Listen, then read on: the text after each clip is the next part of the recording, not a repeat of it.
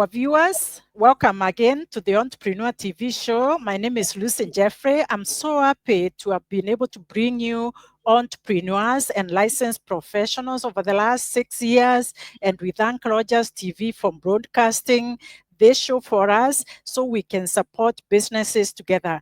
Today, I want us to speak to a digital marketing expert, someone who helps businesses with their lead generation, and even you'll be talking to us about artificial intelligence and how it's affecting businesses and how businesses should be able to take care of all that. So we are going to welcome Sagar here in 1 second. Hi, Sagar. Welcome to the Entrepreneur TV show. We're happy to have you today. Welcome. Thank you. Thank you, Lucy. I'm good. How I'm are you so doing? happy to have you. Yes, I'm so happy to have you. We've been wanting to have this for some time, and I'm happy you are here today. So, we are going to talk about lean generation and all these tech things that you know. But before Absolutely. we do that, as you know, people say that people do business with people they know, like, and trust. We like introducing our guests to the viewers first. Can you please introduce yourself? Absolutely. Hello, viewers. My name is Sagar Podilapu. I'm the founder of Stand-Up Marketing. And about a brief about me, I have a master's degree in computer science from University of Missouri, Kansas City. And ever since, I worked with startups, multinational companies, coding software, and and working on their lead generation strategies and doing their marketing automation. And so one of my key things I do in my marketing is mainly Google Ads and Meta Ads, which are my core focus for lead generation and marketing automation strategies. Yes, Lucy. Thank you so much. Thank you so much, Saga. Now we know you. So we are going to ask you a quick question. Um, yes, you mentioned that you have master's degree in IT and all that. So what made you then decide not to do the IT part of things and to do lead generation to support businesses? That's a good question. I get that question a lot of times. So a quick backstory I want to talk about. So I was working for this company on their marketing tech. So I was coding for their marketing tech. I was building their CRM systems, their automation strategies. And then I always wanted to be an entrepreneur. So I thought I wanted to start something on my own. I have the skills to do the stuff. So I just took a leap of faith and then started my own company. But I was thinking, what should I do? Should I code? Because coding was always my passion. It's my skill. I know how to do that. Um, but I was thinking, what do companies really need? Small business owners. So, because I was big time involved in the Hamilton community, and and meeting a lot of small business owners even before I started my business, and then realized all these small business owners are having one problem, which is marketing. They have big passion for their business, they are networking, but they really are not so much into marketing. So I thought, okay, I will help these small business owners with marketing. So I wanted to use my experience working for marketing technology companies and then apply that to local small business owners. So that's when I decided, okay, I will do marketing for these companies, and I started stand-up marketing, and the rest is history. Wonderful. That's great. And we'll actually even talk about CRMs because I know big companies deal with CRMs, but as small business owners, we don't even do some of those. Some do, some don't. And I'm happy that we have someone like you is happy to support businesses. Thank you so much. So then you decided to go and help small business owners, and that is great. What was your biggest challenge starting your business? That's a good question. So my biggest challenge, right? So this is again a backstory.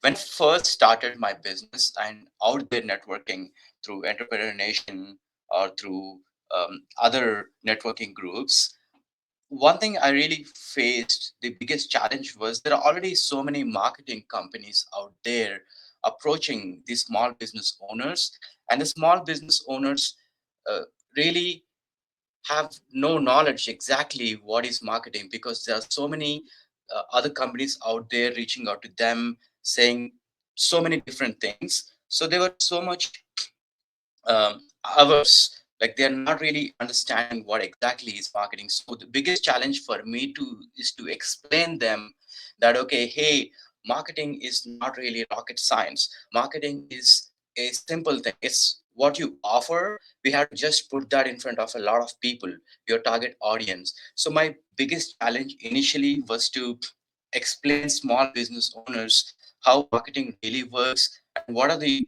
basic fundamentals of marketing. Thank you. And so, Sagar, thank you for again helping businesses. I feel like I'm out here helping businesses myself, and the more we are, the better for us. I never feel like there's any competition because the way I do it and the way you do it are totally different. So, let me Mhm. ask you then, when I met you, which is about 2.5 years ago, Mhm. you were fully employed. And now Yes. you decided to go in self-employment. Was that scary? Without having your biweekly paycheck? Oh, it is very, very scary. It was very, very scary. Um, like, yes, I have the skill, I have the expertise, but leaving a very stable job, secured job, and then diving into unknown, right? Entrepreneurship is not straight line. It's ups, downs, ups, downs. So getting into there was really, really a challenge. But one thing I would say, I always wanted to be at a place where my heart is.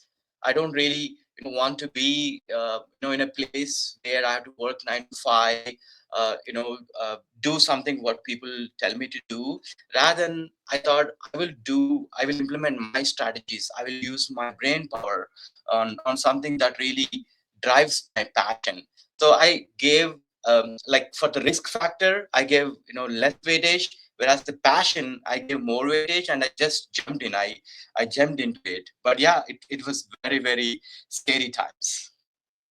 Excellent. I like what you're saying, that you wanted to do what touches your heart, what really helps you, not necessarily doing what other people want you to do, but doing what you think is right. And I like Yes. that. Most of that of us go into entrepreneurship because we want to be our own bosses, right? So it's going to be my own boss.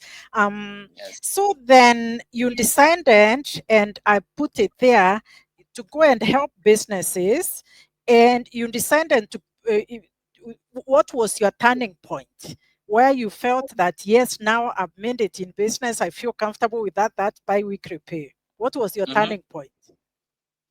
Excellent. So, as I say, like, initial days were always challenge, and I was networking. My biggest strength was networking. So, as you know, in Entrepreneur Nation too, I've almost met most of our members.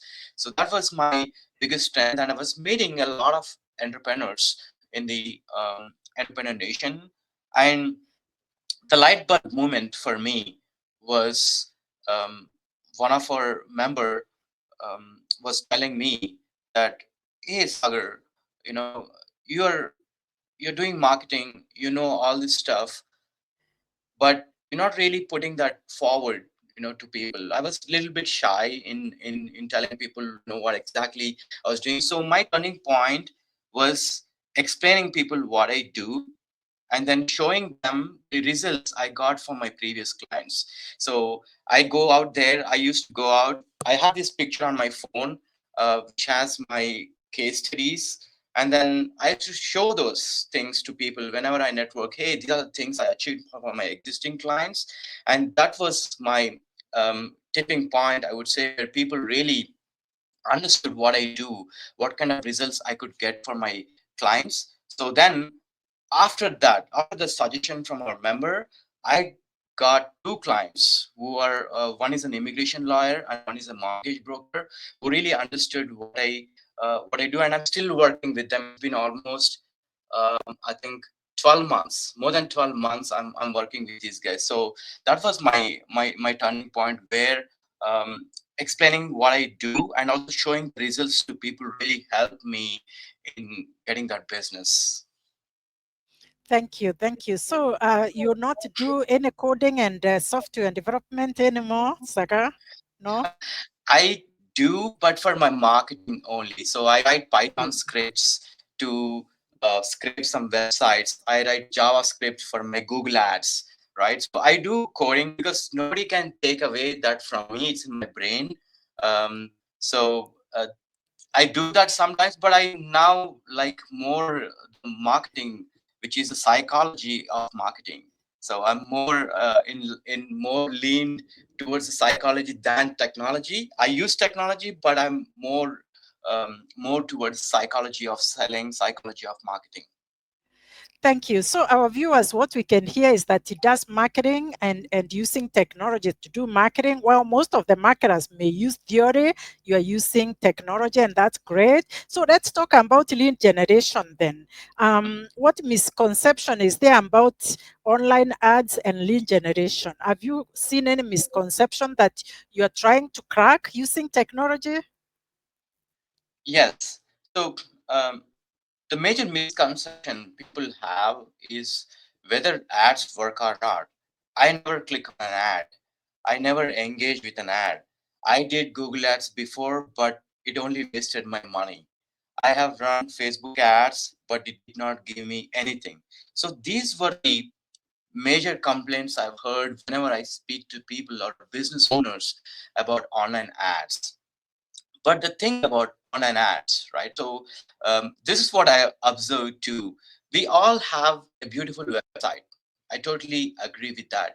We spend our time, interest, and money into building one beautiful website. But if less people visiting the website, it won't convert. That's a very big challenge. People will have their website up, but they don't really have their target audience coming to the website. Now, online ads, again, I will tell how online ads work later on, but online ads are the quickest way to bring people to your offer. So if you have an irresistible offer, let's say you have a discount, you have a unique value proposition, or you have a very unconventional way of doing business, then definitely Google Ads is the best way to reach the right people at the right time, and we can get the traffic onto our website. So at least we are showing our offer to people here in the quickest possible way.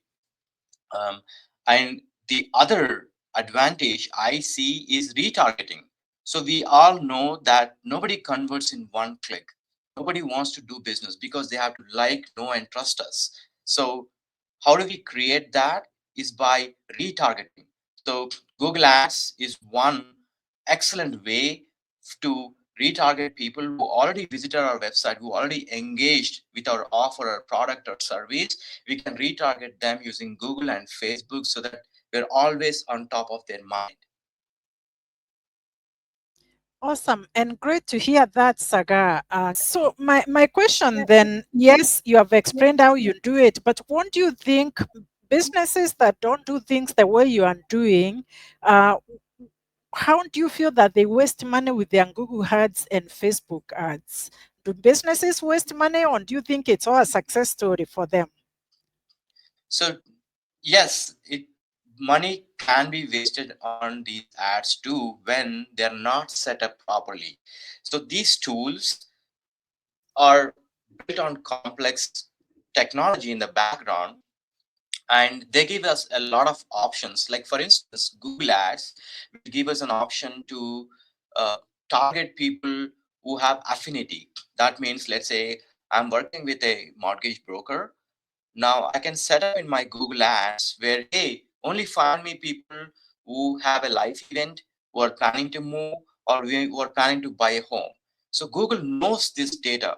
Like internet, we all think is kind of a private place, but whatever we do online is actually stored in terms of cookies, in terms of data collected by uh, Google or Meta.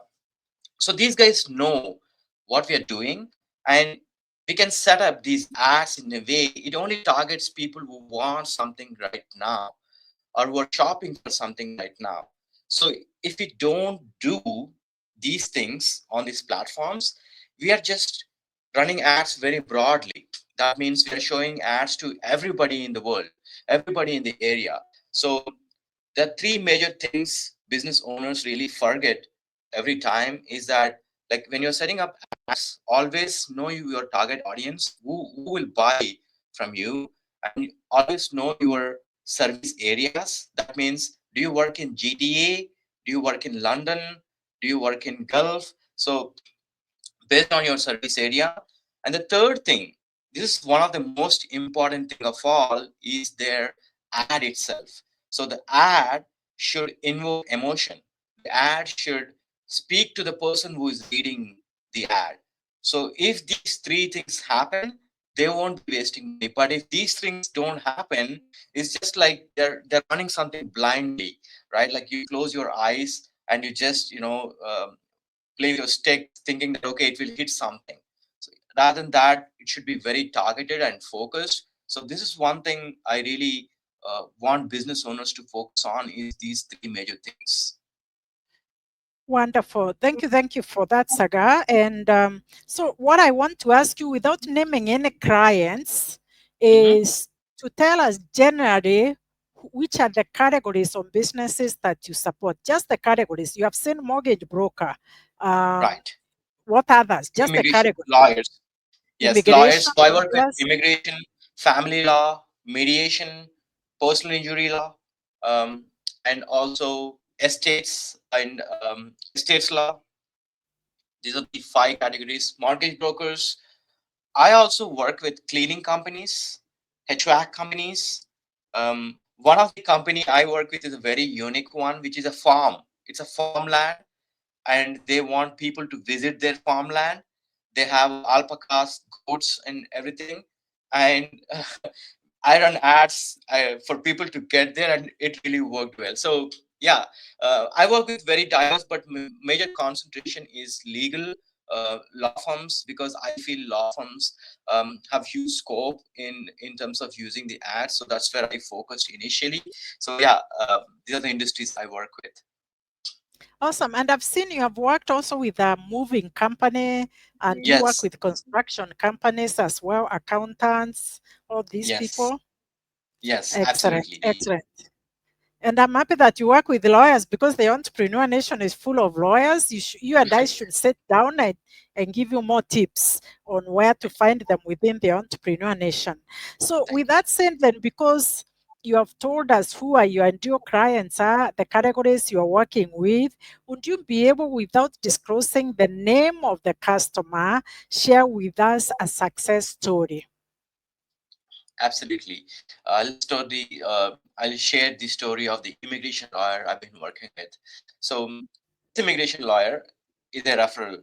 He has come through a referral, and initially he was the one who was running his ads, and he understood that he has to run ads for his company. He was running the ads, but he's spending close to $1,500 a month, but not receiving much calls or inquiries for his business. And he wanted to just, like, he approached me and said, hey, can you take a look at what's happening? So I said, okay, fine, let me take a look. I went inside and I looked at it. So it was a very basic ad. That means, it was just created maybe following a YouTube tutorial online. So he took a YouTube tutorial and just created an ad and started spending $50 a day on those ads. So I immediately looked at it, and the keywords he was using are all competition keywords. Let's say somebody is searching for another immigration lawyer, his ads appearing. And when they click on that ad, his money gets wasted, but these guys did not come for him. They are actually searching for another lawyer, so just leave the website. But Google actually charges for that. So I looked at these gaps in his Google ads. So immediately we built a plan. So he didn't really have a plan. He was doing, like, that immigration lawyers do a lot of stuff like super visas, LMIAs, PGWB, visitor visa, a lot of stuff they do. So what I did was, I said, hey, we should focus on only one thing, and only in a couple of areas. So tell me, what is your best service? What is that service you can easily do, is profitable, and also you're comfortable doing it. So he gave me that, okay, so let's go focus on LMIA. Back then was LMIA was something which was good. So we focused on LMIA and then created campaign very specific to MLAs, like LMIA only. So this guy can only help LMIA guys who are desperately in need of help. So we started the ads. Usually ads take some time to um, learn. So it took about 30 days for us to learn. And then from the 45th day, we started getting calls. So he's getting 5 calls a day for the same budget. Previously, he used to get 1 call every 15 days, and now he's getting 5 calls a day from the same campaign. Now, what we did differently, as I said, we did only those 3 things. We looked at the keywords, we looked at the service areas, and the ad copy has been changed. And now he's so happy with that. Wow, that is great story, success story, and I'm sure you have so many because I've heard even members of the Entrepreneur Nation saying great things about you. So thank you for helping them, right? So Yeah. obviously, I never ask viewers because here we are not supposed to solicit, but if there are any businesses that they are wasting their money, it's a great idea to have a conversation with you because you have the right in depth, even if it's that consultation to see where they are not doing things right and where they would be able to tweak those things. So let me ask you then, with that said, I know that artificial intelligence, AI, is coming up. And do you think that is going to take over ad generation and lead generation and all that? So what do you think about artificial intelligence in terms of lead generation and marketing? Yeah, we all know 2024 is actually year of AI, artificial intelligence. We spoke a lot about it, and even this year too, it's coming up. So the latest update on AI is recently AI agents. So agents like are kind of virtual assistants. We're calling them as agents, but they are completely AI. So these AI agents, not guys actually, but these AI agents are are doing tasks. That means I tell my AI agent, I use AI in my business too, because AI actually helps doing all the trivial tasks, the tasks which take 3 hours or 4 hours for me to do. The AI is doing in only in 15-20 minutes. So I use AI as my assistant. So I tell my AI, dude, okay, this is my market research on this company and the competition, and this is his audience. Now tell me the ad headlines. What are the ad headlines, or what are the keywords I need to target? So it gives me a draft. So it helps me in preparing the draft. Previously, I had to go look for variations in these ad headlines, look for this research. This research used to take me about 3 hours for me. Like I had to go to each website, look what they're doing, etc. But now AI agent, it does everything by itself. It goes to this website, reads that information, tells me, hey Sagar, this is what they're advertising. Maybe you can look at this strategy and then see what actually working for the strategy or not, and can use some of the elements that are working in there. So AI is actually helping a lot when it comes to simple things like so one of the thing I can give a tip for your audience too, like go today, tell the AI that I do this business, what are the pain points that my audience face on a day-to-day basis. It lists out 15-20 pain points. Now we can use those 10 pain points in our copy, right? Hey, are you struggling with lead generation? Are you wasting money on Google ads? So these are the pain points of the target audience, and I can use that. So AI will help me in generating those type of stuff, which is very wonderful. Awesome. I'm so happy to hear that, Saga. I've used AI in very basic terms myself, very basic. I've not done it in advanced like that. Mhm. But sometimes I sit back and say, wow, where the world is going, right? Going. Because now Yeah, you don't have to think so much, but I don't know if it's going to replace our brains because I want to be able to still think and do things. But absolutely. thank you for that. So here Mhm. is my question for you then. How can businesses, I know you are using AI at an advanced level, AI agent, and I'm using it at a very lower level. How can businesses use AI for success? Okay, so there's so many things that AI can do today. It totally depends on that business.